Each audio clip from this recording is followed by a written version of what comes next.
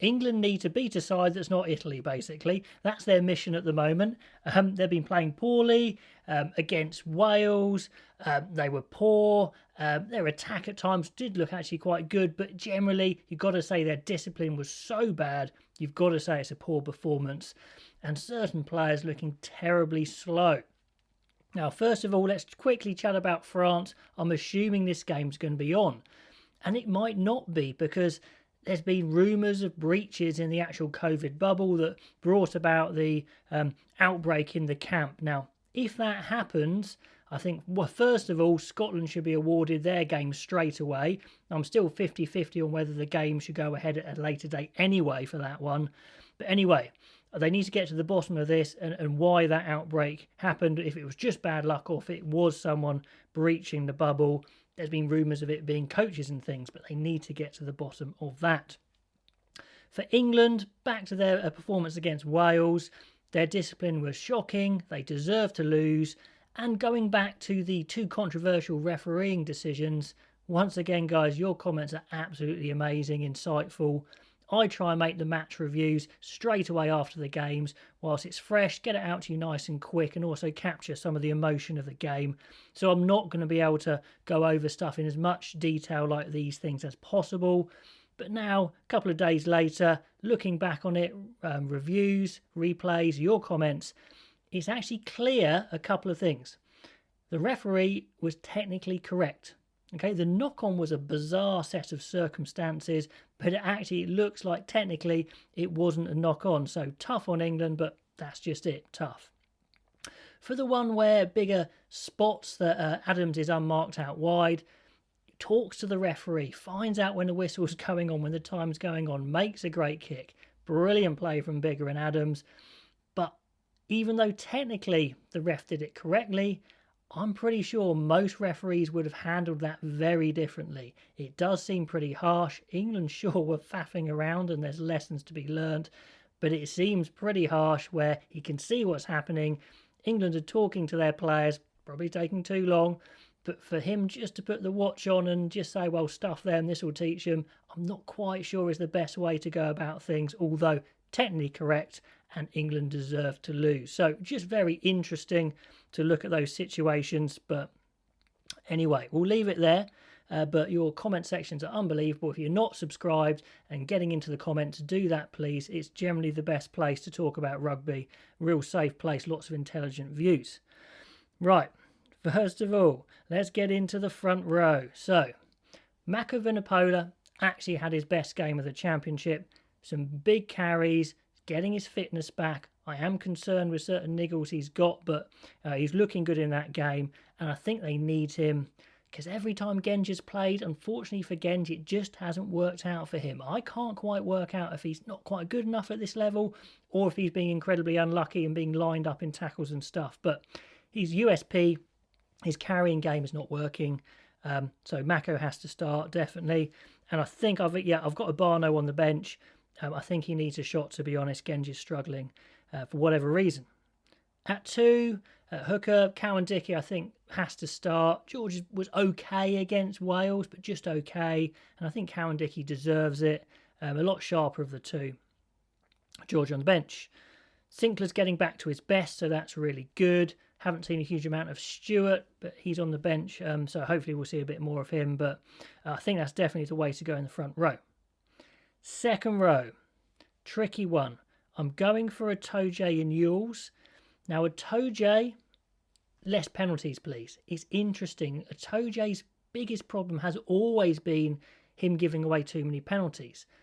But before the World Cup in that year, 2019, just before, it really looked like he got the balance right and he was giving away less penalties and still being very effective. Against Wales, he got it wrong again and just goes over the edge, trying too hard. It's his big weakness.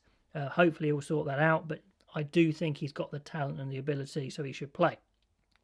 Ewells over Hill's a tough one, 50-50, but they need some solidity, someone reliable there, like a Joe Launchbury type character. Even though I don't think Ewells is unbelievable, I think England probably need to go to him to settle the ship, but you could start Hill and just give him more experience. Either way round's probably fine. They're a little bit hamstrung in the second row department at the moment. Laws being out's a big blow. I don't think George Martin's ready to start in the second row, so I think I'd go that way round. Back row, well, I'm not sure why Eddie didn't do this last time and go Curry and Ben Earl. They're two best remaining flankers by far. Curry's played great at 6 for England. Earl's best at 7. They played Wilson against Wales, and he's just a bit slow. He's okay. He's just solid and a bit slow. And I think Curry and Earl's just a better back row. If Underhill is fit, then definitely Underhill plays, and then Earl to the bench. Billy Vunipola, well, he was better against Wales. Many of you are saying yes, but he wasn't stellar, but he was decent. Plus, there's no one else in the squad. He hasn't really given him any other options. Earl now, I think, needs to play back row, so I think Vunipola plays. 9's really hard. Would have gone for Randall, absolutely, but he got injured, which is really tough before getting his cap as well. I hope that doesn't bite England in the backside. So I think Robson has to start, even though I've been 50-50 on him. Some good, some bad. Mitchell's just come back into the squad, so I think Robson starts. And on the bench, I think Mitchell comes on for me. Young is just too slow. He's as simple as that. He's a good player who's just got too slow. When you compare him to the speed of all the other scrum halves in the competition, he's the slowest. Okay, on to 10, has to be Ford. Been absolutely brilliant so far. Really good passing game. In the centres, again, very simple. Farrell just far too slow to play the game, not impacting the game at all. To be fair to him, he did try, he put himself about, and he made some textbook tackles for once, which is good. But he's just simply not quick enough. I'd have Lawrence there. You might as well now. England aren't going to win the championship, so surely this is the time. I hope Eddie does think that as well. Let's go Lawrence and Adogwu, see if Ford can put them through some big gaps. Now, we saw Ford put Slade through a big gap earlier in the Wales game, but Slade just doesn't have the pace to burn. You know, he's a 10 who's converted to 13. He's got a great skill game, but he's not a big ball carrier. He tried a few times and got stopped on the gain line, and he hasn't got express pace. He's a good player, but absolutely no reason to not to try Lawrence and Adogwu. If Eddie Jones sticks with Farrell and Slade, I'm really going to start getting annoyed because I really think he's getting blind to the options available to him. But anyway, Lawrence and Adogwu for sure, 12-13 for me. Back 3, there aren't many players to pick from with the limited squad. But Daly, I think, has to drop to the bench. I think he's needed on the bench to cover, to be honest.